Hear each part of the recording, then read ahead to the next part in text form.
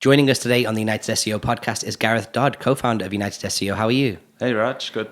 Excellent. Today we're going to talk about negotiation. Now, when you do training here at United SEO, the first thing you ask people to consider is which role do they play in a negotiation? And you always start with one of three, which is the seller, the buyer, and then the middle person or mediator.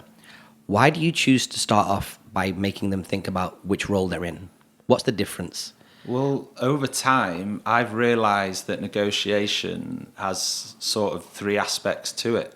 I've been in all three in my time, and most people have been in at least two.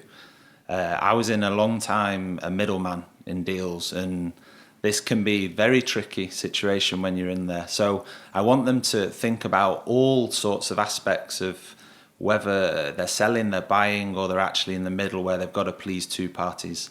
So it's important, yeah. Excellent. So let's start with the seller, because obviously there's a big sales team that you're helping run here.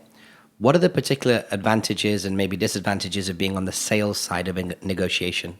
The sales side, you would definitely know your margins. So you would know your bottom line, you would know your top line. So you have an advantage that you know the internal side of the product. So after that, if let's say, for example, if you're selling a car, so now you're out of the business, but you're selling a personal product yourself. So you would know that car inside out.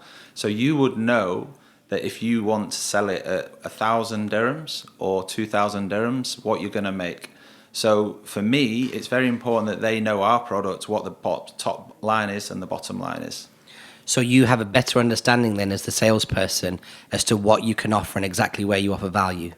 Yeah, of course, yeah. Amazing. Let's move over now to the other side of that table typically, which is the buyer. What are the pros and cons of being on the buying side of the table when you're negotiating? So for me, when I've been the buyer, I generally would like the best situation and deal for myself. We find that a lot of buyers, they're very aggressive in pricing, and it's not always pricing that's important. So as a buyer, you know, generally you look at the quality and the pricing, but for us, we try and steer them then towards the value. So as a buyer, I feel that you've got the advantage where you know exactly what you want and what your market is. And you also spoke about the superpower that a buyer can have if they know the product better than the seller. Not necessarily in the case of United SEO, but you've said that you never want to be in a situation where the buyer knows more than the seller. They've researched the market wider. Why do you say that? See, when you're a buyer, you generally, for example, if you're looking for a new phone, you'll go online, you look at reviews, you do a lot of research. So for us, when we're selling the product, we need to know as much as the buyer. I won't necessarily say more, but at least we need to know the product as much as the buyers. The buyers have the time and they do their research, but for us, when we're negotiating as salesmen, we should at least know as much as the buyer. And then let's go back into your history, your sweet spot, as you spoke about when it came to building up yourself in the negotiation world and deal-making world, the middleman, the middle person. Talk to us about that. How did you have that role? What were you doing when you were a middleman? And what was it unique about the middleman role when it comes to negotiating? Because you're neither the buyer or the seller in that situation.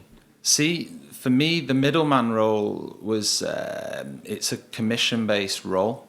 So usually you only get paid if you actually get the deal done.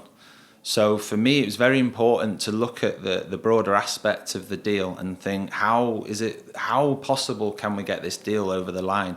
So sometimes it doesn't mean taking as much money as maybe you should. So you've got to be flexible on terms of payment. You've got to be flexible on amount of payment. The other thing is you've got to look at the overall lifeline of the deal. So, for example, if you're selling, again, a car, you might not see this person ever again. Therefore, you're not going to be too fussed about the lifeline downstream of that deal with that person. So you might charge as much commission as you possibly could for that one-off deal.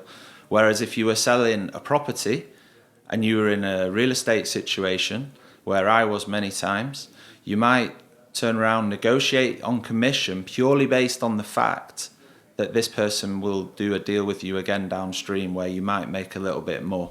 So then it will top up. So it's all time v money as a middleman. And here's a curveball of a question. As a middle person, do you ever get conflicted when it comes to represent representing the buyer's interest or the seller's interest, and how do you balance that conflict whilst being in the deal? It's the most difficult spot to be in, to be honest, because you've got two people who ultimately are also probably your friends, because it's very likely that they've befriended you in these situations. You build relationships with people, so then people expect you to work for them, and when you've got two sides that want you to give them the best, it becomes a very tricky situation, so you've got to be careful. So what are some of your tools and tricks in that situation? Well, at the end of the day, you need to find out what exactly is going to make each side happy.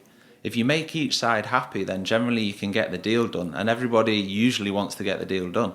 So this is where I've had many situations where there's a gap in the middle where you can make the deal. However, one side wants something, the other side wants the other thing. So you have to figure out a way where you can make it mutually agreeable. Now, if that comes down to yourself squeezing on the commission, if the level is at that bridge, then you can do that and make the deal. If you feel there's value downstream, and make the lifeline of the deal longer. Thanks so much then, Gareth, for bringing this subject to light. It's obviously a strategic conversation, so Sure. at a tactical level, there's a lot more details, but it's food for thought for anybody listening to the podcast. Thanks so much for coming on the show, and we'll see you on the next episode. Cheers, Raj.